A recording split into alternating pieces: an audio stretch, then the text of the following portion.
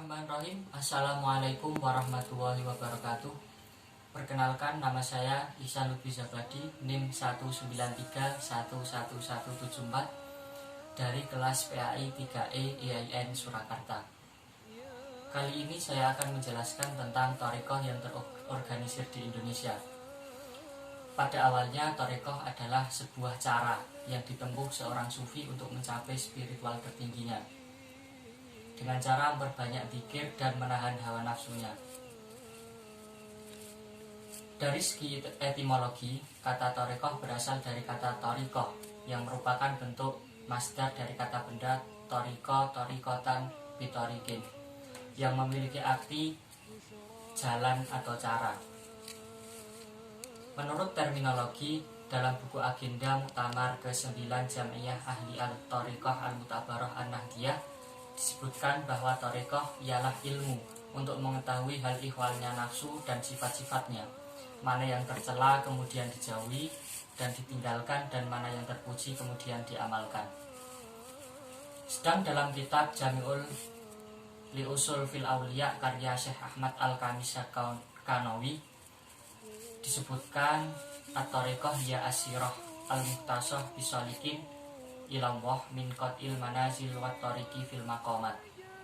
Thariqah adalah lelaku tertentu bagi orang yang menempuh jalan kepada Allah, berupa memutus atau meninggalkan tempat-tempat hunian dan naik ke makom-makom tempat mulia. Dengan demikian dapat disimpulkan bahwa pengertian thariqah adalah jalan untuk mencapai tingkat spiritual tertinggi dengan cara melawan hawa nafsu dengan beribadah dan memperbanyak berzikir kepada Allah. Ada berbagai macam thariqah yang berkembang di Indonesia, tetapi kali ini saya akan menjelaskan thariqah yang paling masyhur berkembang di Indonesia. Yang pertama yaitu thariqah Qadiriyah.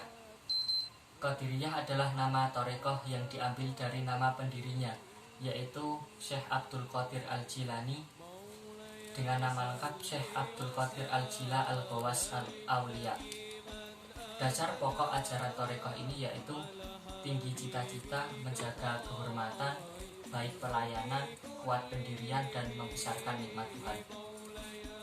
Yang kedua yaitu thariqah Naksabandiyah. Pendiri thariqah Naksabandiyah ialah Muhammad bin Bahauddin Al-Waisi Al-Bukhari. Pusat perkembangan thariqah Naksabandiyah adalah di Asia Tenggara, ke Turki, India, Mekah, termasuk Indonesia. Pokok-pokok ajaran Naksabandiyah yaitu yang pertama, berpegang teguh dengan akidah Ahlus Sunnah wal Jamaah. Nomor 3, memilih hukum yang azimah. Selanjutnya, tetap berhadapan dengan Tuhan. Kemudian, senantiasa berpaling dari kemegahan dunia. Kemudian, zikir tanpa suara. Yang terakhir, berakhlak dengan akhlak Nabi Muhammad SAW. Kemudian yang ketiga yaitu thariqah Sadziliyah. Pendirinya yaitu Syekh Abu Hasan As-Sadzili. Nama lengkapnya yaitu Ali Ibnu Abdullah bin Abdul Jabbar Abdul Hasan Al-Sadzili. Thariqah ini berkembang pesat antara lain di Tunisia, Mesir, Sudan, Suriah, dan Semenanjung Arab, masuk ke Indonesia khususnya ke wilayah Jawa Tengah dan Jawa Timur. Ajaran thariqah ini yaitu yang pertama, tidak menganjurkan kepada muridnya untuk meninggalkan profesi dunia. Yang kedua, tidak mengabaikan dalam menjalankan syariat agama Islam. Yang ketiga yaitu zuhud.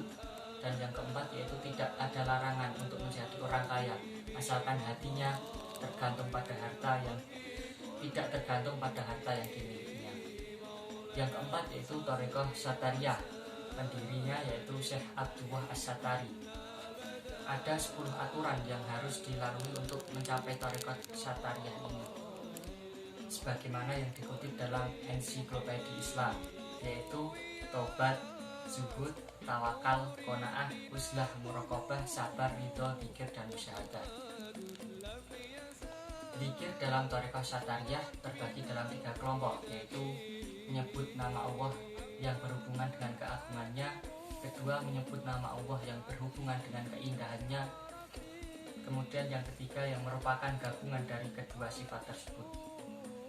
Kemudian yang kelima yaitu thariqah Tijaniyah, didirikan oleh Syekh Ahmad bin Muhammad At-Tijani.